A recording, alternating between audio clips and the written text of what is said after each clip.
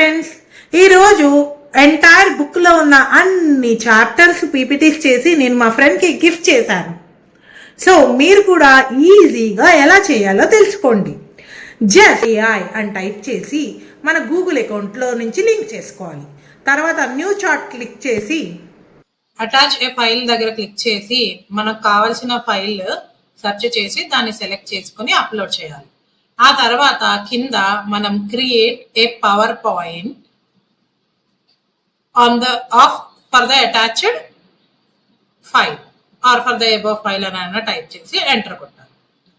Enter press చేసిన తర్వాత process start అవుతుంది. మీరు ఇక్కడ చూస్తున్నారా, ప్రాసెస్ స్టార్ట్ అవుతుంది. తర్వాత working on reading PPT skills ఇవన్నీ చెక్ చేసుకుంటారు.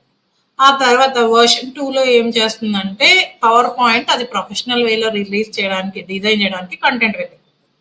కొంచెం టైం తర్వాత చూడండి, మీకు సైడ్కి రివ్యూ వచ్చి అండ్ ఇటు సైడ్కి ఏమో పవర్ పాయింట్ క్రియేట్ అవుతుంది. ఈ పవర్ పాయింట్ ఒకసారి మీరు పైనుంచి కింద వరకు అంతా క్రాస్ చెక్ చేసుకోవాలి. క్రాస్ చెక్ చేసుకున్నాక డౌన్లోడ్ చేస్తే మనకు పవర్ పాయింట్ లాగా వస్తుంది.